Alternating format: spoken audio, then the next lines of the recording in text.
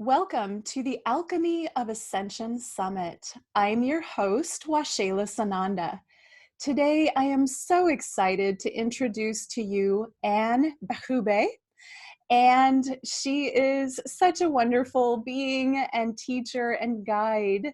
And I can't wait to have this conversation, really. But first, let's do a short alignment process, just 2 minutes to really get connected in and present so we can all be fully present for this conversation today. So just start by closing your eyes and deepening your breath, breathing into the belly. And as you're breathing, tune your awareness into your heart center and the light within your heart, feeling that heart light growing and glowing within you. And now tune your awareness into the heart of the central sun above you. This is the light of the divine masculine. And bring that divine masculine light down into the top of your head, all the way to the bottom of your feet, and then into your heart center, joining with the light from within. And now tune your awareness into the center of the earth, the heart of the divine mother, the divine feminine energy of the Mother Earth. And bring that energy up through the earth into the bottom of your feet and all the way to the top of your head and then into your heart center, joining with the light from above and the light within you, creating an alignment, a clarity of mind and focus, and bringing you fully present for whatever is in this conversation for you to receive today. And then connect that energy in this beautiful Trinity portal of light to every other person listening across all time and space, and to myself and Anne, so that you really may open to receive. And you are not alone on this journey. Just know that we are all here to support each other in our ascension process. And so with that, go ahead and open your eyes. Thank you for doing that with me. And now it is my pleasure to introduce to you Anne Bérubé. And she is just, I don't even know how to introduce you. Such an amazing teacher. And I first heard your podcast. I'm just going to talk to you. And I first heard your podcast called Enlightened or Embodiment. Embody. Body. Yeah. And I love that so much. I'm an embodiment coach. I'm like, oh, wow. I just love that you're calling your podcast Embody. And so I listen, and the way you connect with people, your authenticity, your presence, I can just feel your heart when you speak. And that is so touching. And you wrote a book called I want to get this right. Be, Feel, Think, Do. Yes. And I want to get into like how that came about. And I know that you had a very transformational experience when you were 23 years old. You had a mystical experience. Some would say possibly a near-death experience, but maybe different than that. Would you tell us about that? And welcome, Anne, to the Thank conversation. you. Thank you so much, Waxéla. I'm so glad to be here, and thank you for having me. My pleasure. I can feel that you're embodied too. It's so delicious, when we're home and we can live in moment to moment and express from that place. I find that it's probably the biggest secret that I'm glad to be in on. I'm glad to be in on this one because I feel like I was able to avoid so much suffering and so much I know it sounds weird to say waste of time, but there's such a burning desire inside of us to accomplish our life mission, our soul purpose in this lifetime.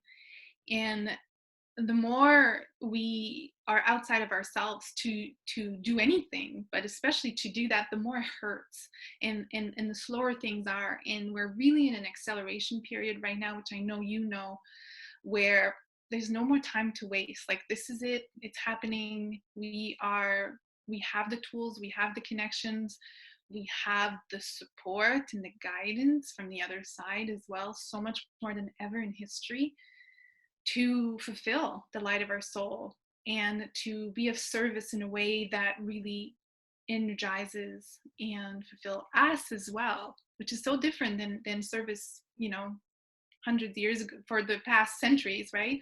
Mm-hmm. It's this, no, wait a second, if I really honor my soul and I remember myself as God force, I can serve and help and guide in a way that is limitless. Very different. I don't feel drained, I don't feel fatigued, I don't feel depressed, which a lot of light workers are.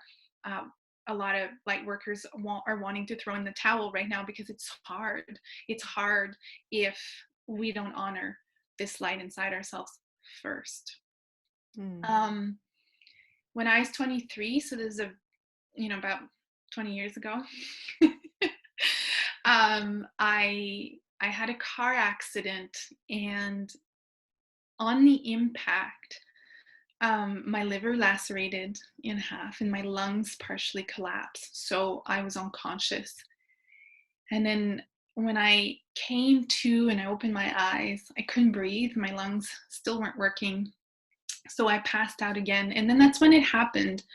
The only way I can describe it is that the impact was so great that I was jarred into an alternate reality, or I saw like a movie in front of my mind's eyes, my life, but not the one I was living, the one that I came here to live, and I was on the wrong path. At the time, at 23, I know it's time to, that's when you are off the path a little bit, because you're in university maybe, and you're figuring things out, and you're supposed to make mistakes and that kind of stuff. But for some reason, I wasn't meant to be off the path for too long. And what I saw was a life full of love, divine love. Love I never experienced in human form before. And I saw the people that I loved and the people that loved me. I was fulfilled. I felt free. I felt very expanded in my body, and not an experience that was very, very new to me. And it wasn't just a movie, like it wasn't just a visual, it was actually a feeling inside my chest, like right in the center of my heart. This love was huge and it filled me up. And I knew it was real. It felt more real than anything else I'd experienced. It felt more real than who I knew myself to be at the time. And I wasn't meant to die that night. I was rushed to the hospital and they operated really quickly to be able to stop the bleeding in my liver. And when I woke up the next morning in the hospital, I decided, I made a commitment to my soul. Like, it was a very quiet commitment. Like, it's not like I could tell my partner at the time and the whole world like what had happened, because I had no frame of reference for what had happened. Mm-hmm. I didn't have the language for it, and I didn't have friends around me who spoke this language, like this kind of conversation we have today. That was not my world back then. But I made a quiet commitment to myself that I would change my ways and I would find a way to align who I was moment to moment, day to day, every day, with this feeling of divine love that I experienced that night. So that took about, I'd say, like a good 5 years to make changes to my life that were directed from that self-love, that soul love. And then another 5 years to really get to a place where I knew this is it. Like, this is what I experienced. I am 2 feet on the path. I am embodied in my soul journey. And now what? How can I expand this awareness and share what has happened and share what I know, and bring people along with me. Beautiful. And you have done an amazing job of putting it in, presenting your work in a way that I feel like it reaches into people's hearts. I can certainly feel it when you speak. And I was listening to one of the, it's part of your free gift this morning. I was listening, I'm like, oh, it's so calming. I feel so relaxed listening to you. I feel aligned. Like you said, and I think that's such an important thing when you embody the divine. And as you're talking, so it's part of like honoring the body. As you're talking, the back of my neck had this tingly, the chill sensation, which is unusual. And I'm like, huh.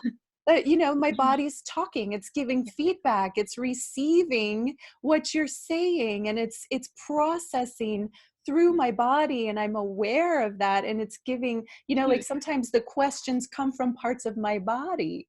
So when we listen with our bodies as well as our minds and hearts, it's a more full listening. And I get that that's what your body of work is teaching people in your unique way. You're sharing how to become, how to be that embodiment, which is such You a got beautiful it. thing. You got it. You got it. And it's freeing to put that part, like to piece that part together, it's incredibly freeing. And I think many of us, like when we start the spiritual path, it's scary, it's intense. If we say, hey, listen to your body, go in. It's like, well, every time I go in, it hurts. It's screaming at me. I'm overwhelmed with the emotions. It's a lot. And so to get to a place where you can trust that even if it's intense, your body's capable of processing, that your body is designed to process energy and information. It's actually what it's made for, but we weren't taught that in school. It's not part of the old biology, it's part of the new biology. And so we have this instinctual fear from our patterns that when the fire, that beautiful masculine and feminine light that moves through you, when it moves through and it's too intense, we actually worry that we're going to lose our life sometimes, right? Some people actually think, I think if I really breathe deeply into this moment, I'm going to die. And the thing, and that's a metaphor, but it's how it feels. I've accompanied, I'm just going to say thousands of people now, because through this birthing of the soul through the body process.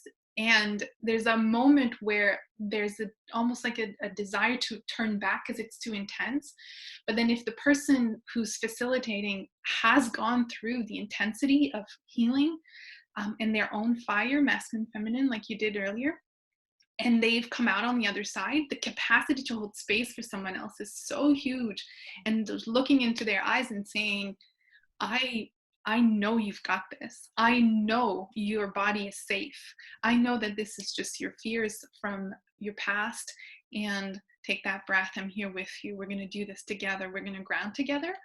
It's life-changing. Changes everything. It changes everything. And then fire moves through and the fear's different. You just know that it's going to process, and you don't worry it's going to take everything you love, or that you're going to lose the important part of yourself. I think that that's one of the big things. People are worried that they're going to lose their ability to, I used to be a professor, so I used to think, I won't be able to teach. I won't be able to do my marking. I won't be, because it's such you live from here now. And there's some intellectual task that you worry you're not going to be able to do, but it's not true. The mind is so brilliant. It continues to be brilliant, but the heart leads, the soul leads, and then the intellect is this amazing tool and servant to the soul and in the heart. Yes, beautifully said. Beautiful. And speaking into that, I think it's interesting because I also have a process where I take people from conception to birth of their in their life. So there's a lot of common language, and I was listening to you. We have a lot of common experiences as well. But what I really wanted to touch on in that is the surrender. There really is a choice point in any deep, deep experience of, I think it's a soul integration, there's an ego death. It's like you have to give something up. And it's not that your ego's gone forever, but in that moment where you are embodying a bigger aspect of yourself, there's this, you have to surrender control. You have to surrender the stronghold of like, what about this? What about that? What about my children? What about my job? You know, you have to let it go and say, I trust there's a bigger plan. I trust I'm going to be okay. And then, right. Absolutely. And the people around you helps so much. As you're saying, somebody that's been through it can say that with confidence and hold space for that Exactly. surrender. Because surrender the very first time is hard, and it can be difficult because it feels like you're going to lose so much. And I think that, you know, for me, if I look back, like my first real surrender, and I talk about this in my book, um, was when I was in that leadership course. It was a women in leadership course, and I had been living with sinus pain constantly every day for 2 years. At that point, I was trying to finish my PhD thesis, so I was very much in my head. And this was 5 years after the car accident. And I had experienced in the car accident the what, like I knew what I was trying to align with. I didn't know how. I didn't know how. I didn't know the body piece yet. I didn't have that. And in this leadership course, the teacher was talking about leadership that comes from a very different place, comes from deep intuition in the body, the divine feminine inside. Emotions were huge in this kind of leadership. And the pressure in my body was rising. And I don't know if you read the book or anything, but the stories that I was sitting there like with so much pain in my head, wanting her to take a break in her talking so I could leave and just go to the washroom and not come back. Like I was so annoyed. I didn't understand what she was talking about at the time. It didn't make sense. And she looked at me and she could tell I was like a pressure cooker. And she was like, are you okay? And I said, yeah, no, I'm fine. My heart was like, no, you're not fine. Say something. You're not fine. My head was like, don't say anything, because if you say something, I can't help you. Right? The surrender is available, but we resist it. We control it. We want to manage the surrender. We want to make it happen, or we want it to look a certain way so we stay safe. And she said to me, I invite you to take a deep, deep belly breath. And again, my head was like, don't you dare. I can't help you if you do that. And my heart was like, honey, you've got to take this breath. This is your chance. This is it. And I took this deep counter-instinctual breath that was very intuitive, but counter-instinctual. My whole body was saying, Mayday, Mayday, do not. And I took this deep, deep, deep breath. And the next thing I knew, I was in this mess of snot and tears and the sounds that were coming out of my mouth. It was complete surrender. It was like my body took over. My breath told my body that it was okay to process and to surrender. And there was this shaking. It was a huge wave of emotion moving through me. And then the teacher even came over, Waxéla, and she put her hand on my back and she said, this is what it looks like when someone's been holding 27 years of emotional baggage in their bodies. Wow. She was making an example out of me, but everybody in the room was also, they'd been crying, and I just didn't understand this what she was talking about. Anyway, the pain in my sinuses was gone on the other side of that wave, and it hasn't come back. And that, and the peace that I felt was akin to what I experienced in the car accident. And it stayed with me. And that night I was like, wow, I think I figured the how. I think I know now how. My breath, deep conscious breath, like you did with us at the beginning, in through the nose, out through the mouth, dropping the jaw, allowing everything to soften around the voice chakra every time we breathe out. And attention directed somewhere else in the head, the neck, and the chest, and the belly, and the feet, the base of the spine, somewhere else than the thoughts. and letting the body do what it does best. We're just so used to controlling and managing every part of our life and our identity. And so I call it like that was a tricked surrender, because someone actually said, "Oh, I think this would be good for when you're a professor, this course." And I was like, "Oh yeah." My ego was like, "Yeah, women in leadership, I'm pretty bossy already. I'll probably be head of the department in one day."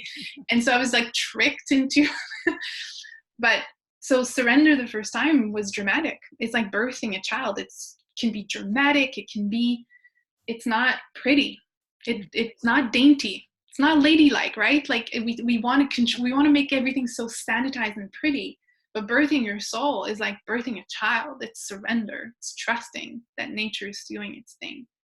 And after that, even though I'm pretty stubborn and it takes me big signs to get it, after that, surrender looks like waking up in the morning and feeling the pressure in my body and clearing my schedule.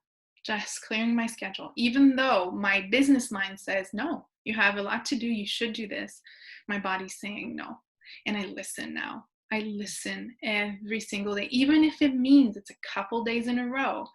Even if sadness is there and it stays for a couple weeks, I stay with her. This is my little girl. This is the little child in me that had to stay behind a long time ago. And she needs attention. She needs love. She needs patience. She needs tenderness. And sometimes it might take a little while. But I know now to never, never ignore my body's signals, because it never lies. Wow. That's so beautiful. There's so much there. And yeah, the honoring the body. It's a multi-dimensional feedback system. And when you have embodied your spirit, and it's not a one-time thing, it's a lifelong, ongoing Absolutely. process. You're never done, I don't think. It's just another level, another level. But when you do that and you learn to trust the feedback, I really believe that anything can be healed. Yeah. Anything can be cleared. When you bring the intellect of the mind into the body and work together, co-create with it. I've actually had the experience of my body showing me like a mass in my ovary, and how to energetically work with that, bringing what I knew in my mind, or what my body was telling me, how to break that up and clear it from a Wow. past trauma. And you get that type of feedback, you get that type of understanding when you trust the body. And it's very scary at first. Yeah. Yeah. And also, about the surrender in birth, anyone who's had the experience of birthing will get this. And it's one of the biggest privileges, being a woman. The birth experience, I was able to have both of my children home in a pool of water each time. And I know not everyone gets to do that. That was a get to for me. But there is this moment, maybe a big moment sometimes, where you're willing to give up your life, Yes. willing to, because you're this other thing, this other life that has been part of you, that you've grown, is now more important than your own life. And Yeah. bringing that into the world is the most important thing. And you will give up anything, including your own life, to do that. And Yeah. that is, that's the process. We as women have the opportunity to experience that. Some of us do, which is such a gift. But it's an analogy for others who want to understand, like, birthing the soul can be like that. That level of surrender. Are you willing to give up everything to have it? And if you are, you get everything in return, and more than you ever could have imagined. Exactly. And that's it can be as dramatic as down on your knees, surrendering it all and saying, you go ahead and you make decisions, God, because or divine source, like, because I'm lost here. But it doesn't have to be that dramatic, because it can be a day-to-day practice of receiving and allowing and inviting and not resisting.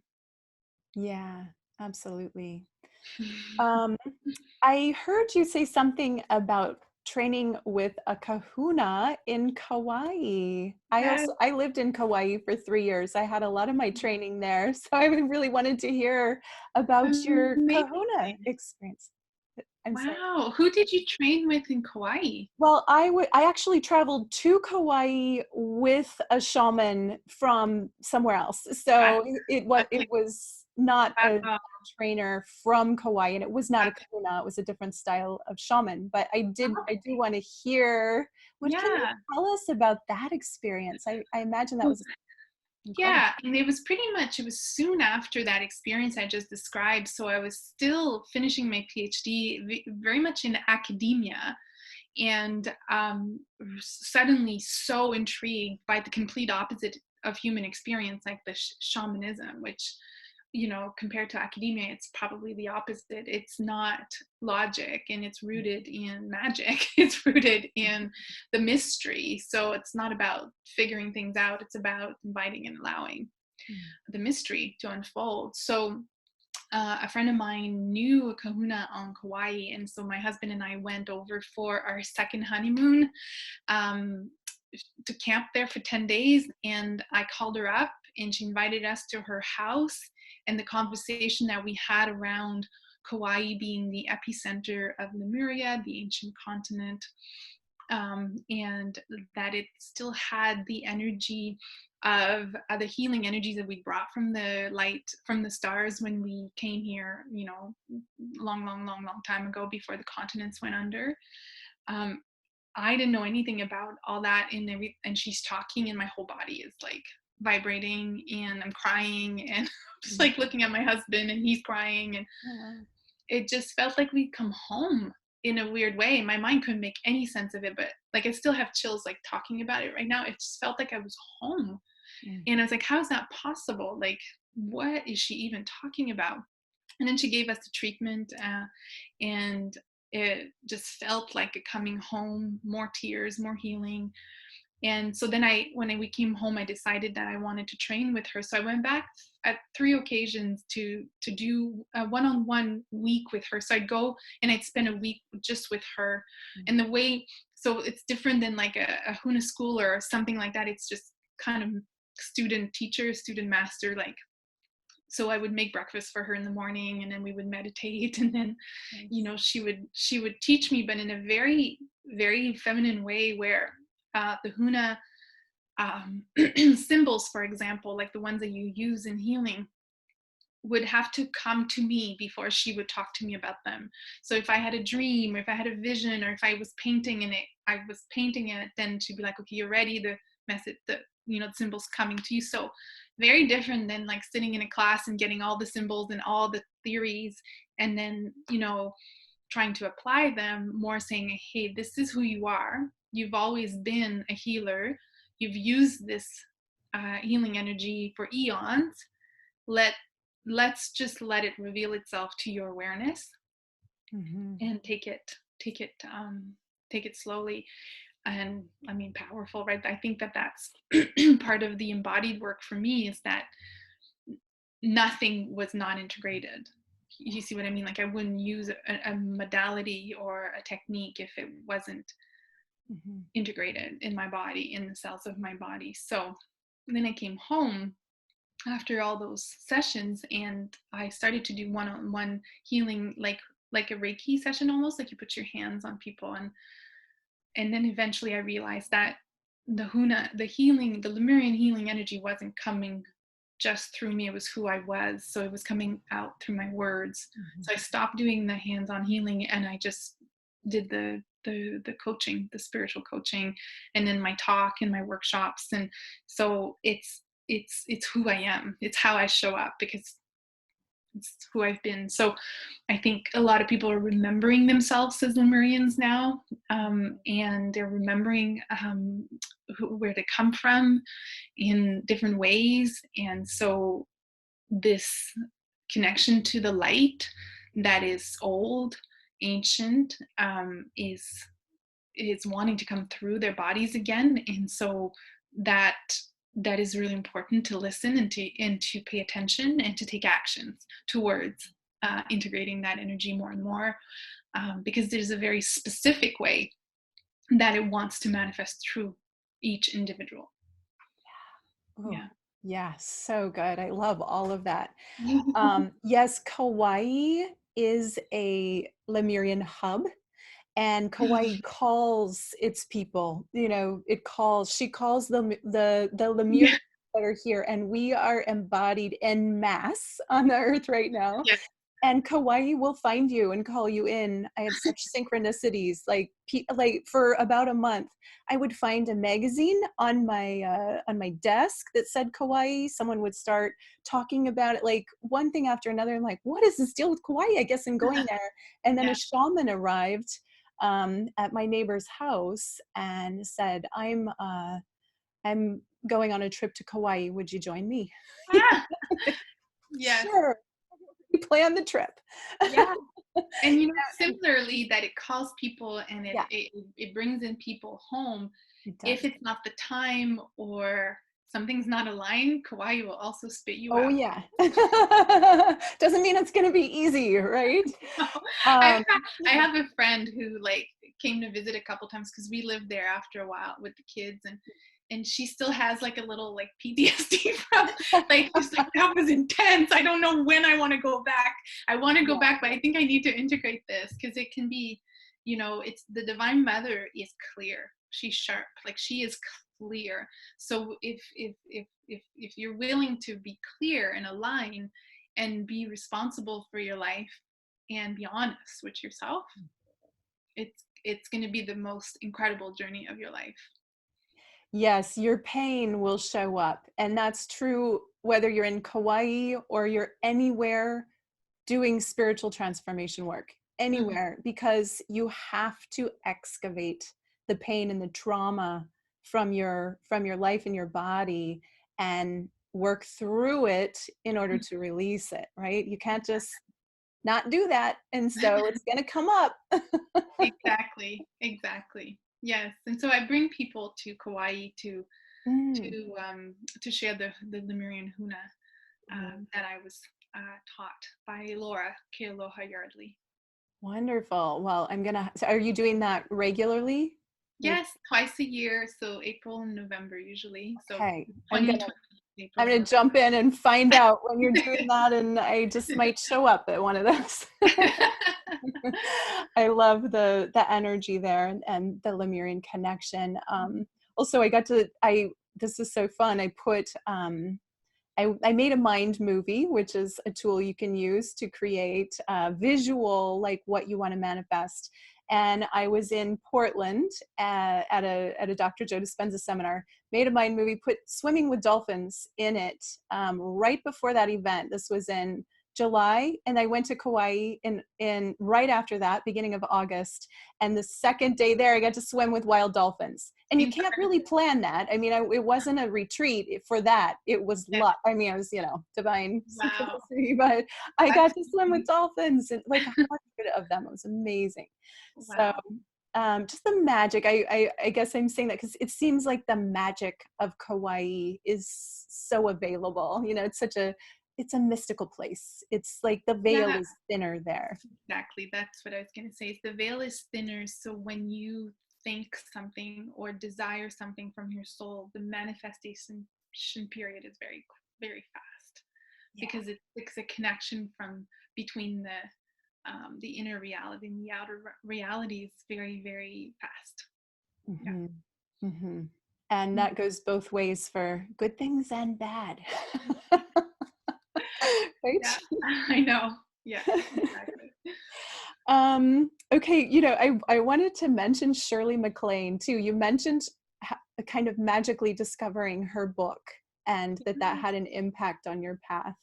Yeah, and similar to the Lemurian connection is, I guess before I knew about Lemuria, it was Shirley MacLaine that introduced me to the idea of past lives, first of all, and the idea that there was a time where we lived differently than we do now, where we were more androgynous being of light here on earth, still in a human body, but we were both sexes and we were much taller and much made up of light, and we lived longer. And when we decided to have a child, we weren't birthing the child. We would just, as a group or as a couple, we would decide to foster a soul and nurture a soul and bring a soul into our world. And then Shirley MacLaine, in her book The Camino, which was the book that fell off the shelf the summer before I had my car accident, I'd say like that was my first breadcrumb. It fell off the shelf at the bookstore. I picked it up and I opened it, and it said, the line I read was, "It is humankind's duty to seek joy through the experience of divinity in their bodies." And I thought to myself, like, wow, like the first reaction was like, yeah. And then my mind right away was like, yeah, that can't be. Like, there's no way that it's our duty to seek joy. Like life just was work. And joy was secondary to making it, like making it. And I didn't understand that then, but my heart did. My heart knew. So that book was my, one of the gateways. And then I remember showing that book to my partner at the time, and he was like, this is not real. Like, this is just pseudo psychology. It's all made up. And he was very, very analytical, and he was an architect and just very much in his head, and that just wasn't his reality. And it's probably also why I was attracted to him at the beginning. It's because I didn't have space in my life for mystery and magic. I needed very structured people in my life because of my traumatic childhood. So then when I read the part in the book where she talks about the separation of the souls, like where, there was a birthing of a human, and then there was male and female, like same reaction in my body, going like, this is strange, but I know this is true. And I can't tell you why I know this is true. And this longing that you have for the wholeness of souls, since that separation. And that happened around the same time that the Lemurian and the Atlantean continents went under.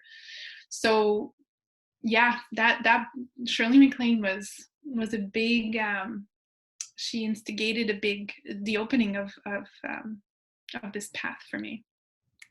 Yeah, for me too. Yeah. It wasn't that book. It was, and I won't get into it, but I had just had kind of a transformational journey. I was only 19 when, and this is back in the day when you might have a VCR, but we didn't. I was visiting my parents, I think from college, and the Out on a Limb. Have you seen our series? It's a mini series back then. It's 2 days and it's two parts, and so you have to show up in front of the TV for each one. Yes. And I started watching it. I don't know, accidentally. I didn't know what it was. It was just there, and I started watching it, and my whole body, head to toe, started shaking while I was watching it. And I'm like, I was having a very physical response to the information that she was sharing, and it was new concepts for me. A lot of it was all new stuff, and I'm like, something is happening here. What is this? Yeah. And then I remember the next night my parents we went out for dinner, and I'm like, we have to be home by 7. We have to go for early dinner. I can't miss a minute of this, Yes. Oh my God. Before I had the luxury of recording. But I was transformed by that. It set me on a path to start studying metaphysics and parapsychology and all these things that I was in Iowa. I didn't know anything about that stuff. Oh, wow. My body was like, this is for you, so that did set me on a path. Yeah. Shirley MacLaine, gotta love her. I know. She was so bold at the time too. Like, that's bold for the time. Like, and I know a lot of people ridiculed her because of what she would proclaim, but she was bold, and we need bold. Like, that's what we need. We need people to speak it how it's true for them. Yeah. It's 11:11 where I am right now. I looked over what you're saying. Speak it for how it's true for them. And I think that's really important, because we think we need to speak the truth.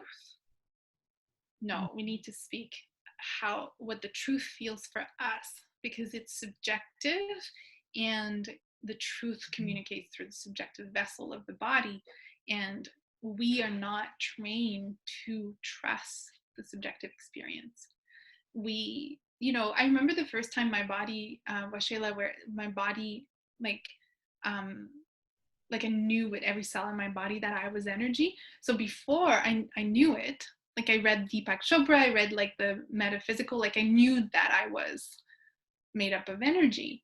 But when my whole body started to vibrate, when someone did a Huna chant, and the promise of the teacher was, you will meet your higher self. Like, this is what's going to happen. So you're all like thinking, okay, how it's going to be. And you have expectations.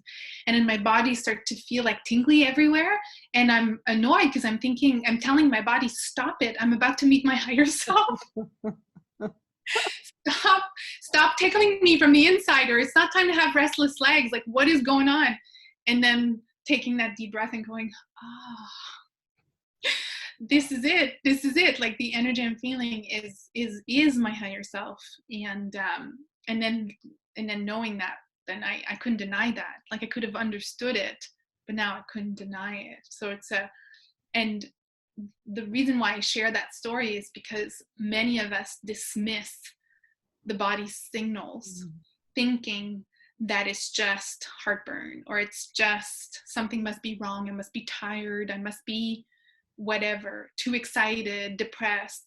We don't validate the subjective experience when it's how the soul speaks, how higher self speaks, how shamanic experience happen is through this, is the device.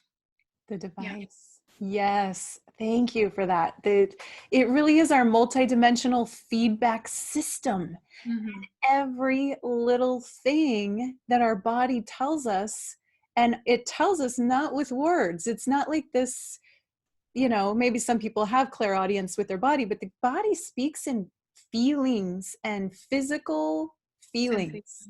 And sometimes, and there are emotions too that process through, but the body's physical feelings, whether it's an ache in your toe or a headache, or a prickly sensation, like you said, or like shaking, it's all got deep meaning, and it's all important. Even the littlest thing, even when we, like, I walk the beach regularly because I live in Florida and I can, and the first, I don't know, maybe a couple of years, when I walked the beach, I would get stung by a bee regularly on the beach.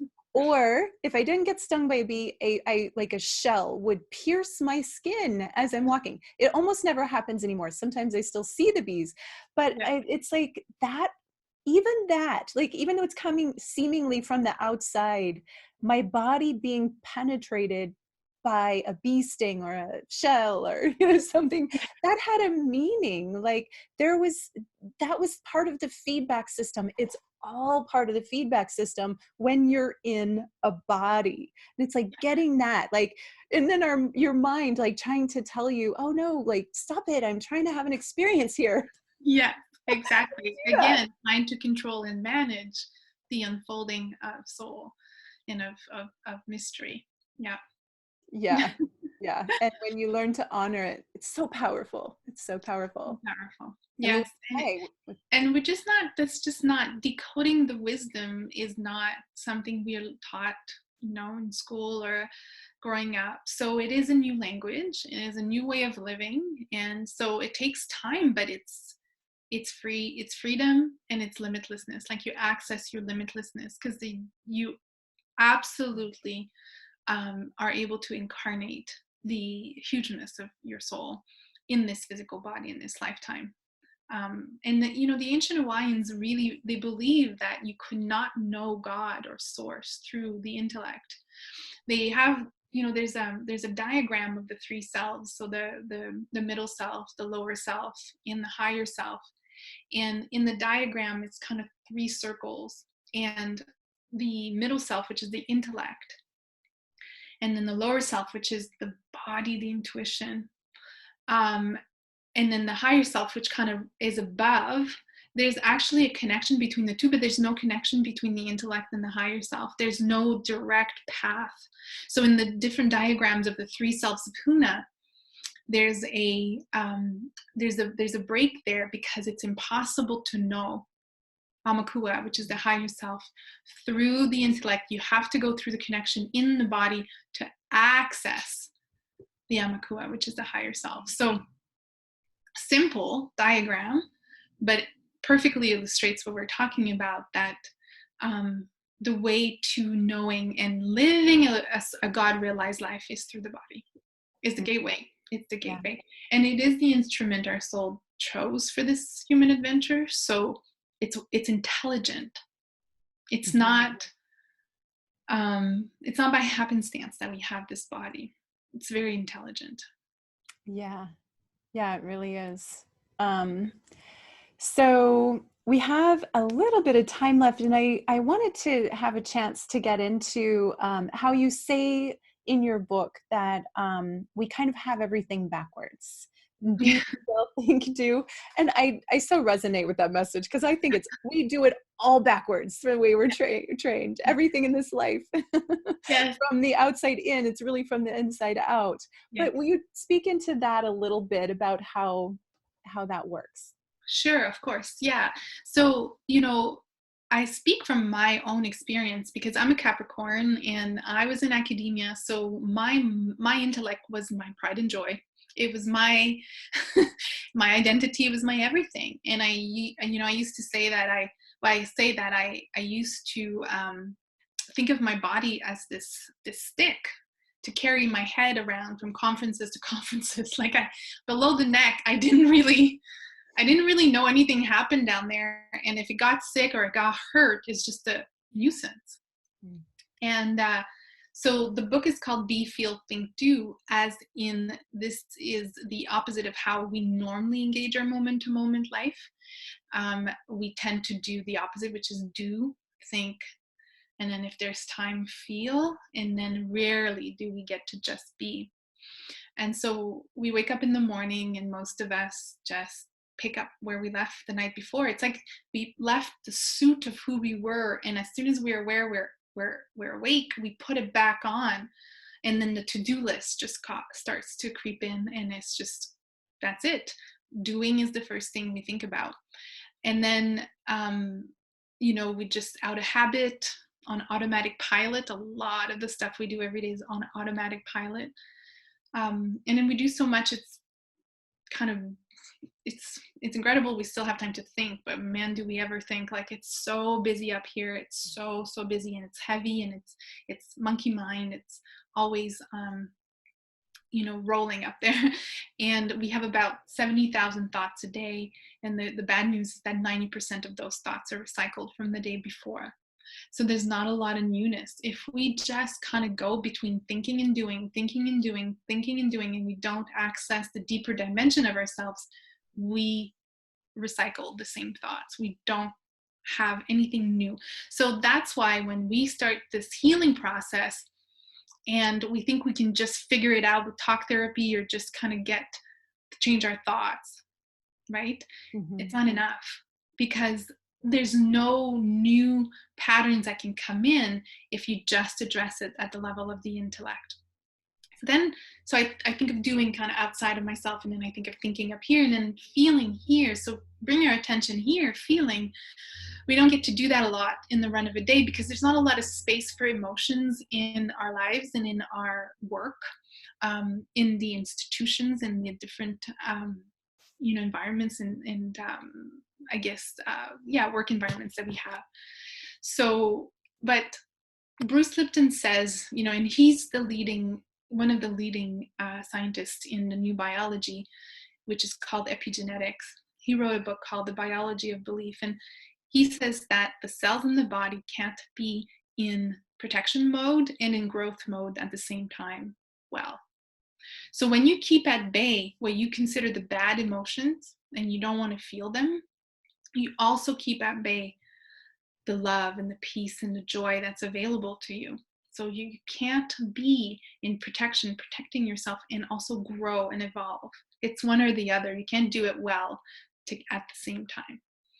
And so then I bring my attention down to being, which is I think of it as the base of my spine or my lower belly. And we're human beings, but it's ironic, we barely get to be in the run of a day.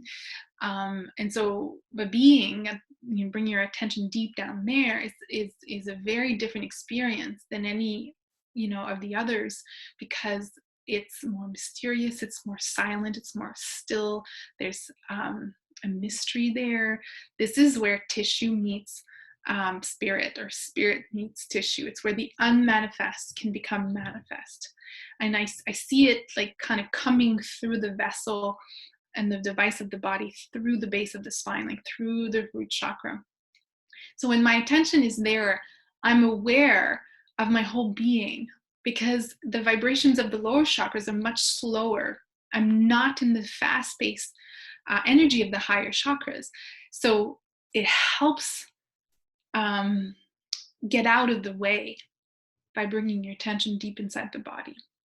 So if I reverse the order and I start with B, and then I bring my attention up to feel. So I wake up in the morning and my first reaction is to bring my attention deep down in my belly and breathe deeply and just sense my body, sense my presence, sense my being aware of my body in space. And I breathe deeply. Then I start the day with the foundation of who I am, and I allow a different kind of feeling to happen. So my feelings, when they're coming from a place of being, they're very different than if they're coming from a place of thinking. If you cry, or you're sad, or you're upset about something, and you keep it up here, you'll be on loop. And so there's no processing of it. And that's why sometimes, like, you can tell the difference between cries. Like if someone's crying from up here and someone's crying from up here, you can tell that when they're crying from here, something's changing, that they're actually letting the water process and help them rewire their body so that they can emerge as someone new. And when you cry and in the story of the feeling, not the feeling itself, but you're in the story of the feeling, you'll just rehash the same story, and there's no way out. There's no way out. That's why years and years, decades of talk therapy, can be, the result the same result can happen from just allowing the body to process the feelings and the emotions. Because when the trauma happened, it was registered in the cells of the body first, and then the story and the strategy and the belief about what happened is created in the intellect, and then we think that's the truth. But the truth is how it wired in the body. So then when I bring my attention to my thoughts from a place of being and feeling first, my thoughts are spontaneous, they're new, they're fresh. Something else can come up to my awareness, and it's like insights as opposed to knowledge. It's insights. Wow, okay, it's like I know something's new. I know this to be true. And then my actions from that place are spontaneous as well. And Deepak would call that spontaneous right action. So then there's a coherence and a dance, like a beautiful resonance between my soul, my feelings, my emotions, my thoughts, my words, and my actions. I show up moment to moment as one me. When I'm up here, I fragment myself depending on the environment, the people, where I'm at. But if I allow myself to be present to the deeper dimensions of myself first, I just show up as me. And I'm whole. Wholeness is available every single moment. It's just, are we here, or are we in our center that allows us to feel this wholeness? And in my experience, it's low in the body.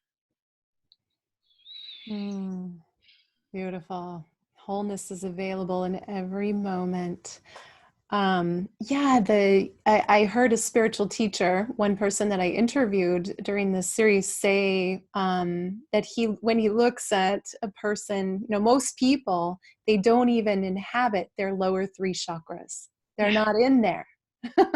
No, they're not in there. And also it's scary because the first 3 chakras is where you keep all the relationship with mother, father, sister, brother, grandparents, like the authority figures that were around you when you were a child. So that's scary.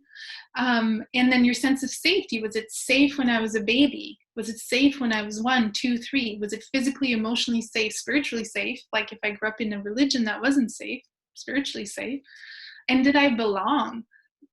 who I was, and if there's a lot of, a lot of the listeners are Lemurians in the human family, it's like, do I belong? And so that feels heavy to address that, because the little girl or the little boy had to find ways and strategies to survive that environment. So we say thank you to the body for keeping me safe and for allowing me to survive this environment. Thank you, thank you.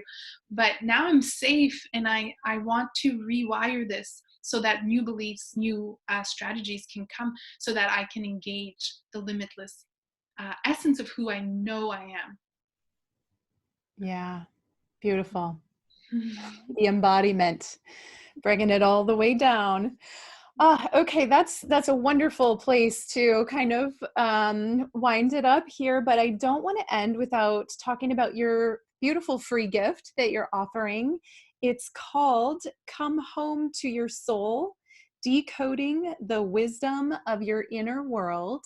And that is a video training, right? Do you want to tell us about Yeah, that? it's about, I think it's 7 or 8 days. So it's a video. Then the next day it's actually like a email, and then the next day it's another video. So there's 4 videos and like 4 or 5 emails, and then so it's a training on decoding the wisdom of your inner world. And what I mean by that is that as highly sensitive people, which is mostly who opens up to the light workers path, it can be overwhelming when we are in a room with people who are have strong energy or maybe negative energy. How do we deal with that?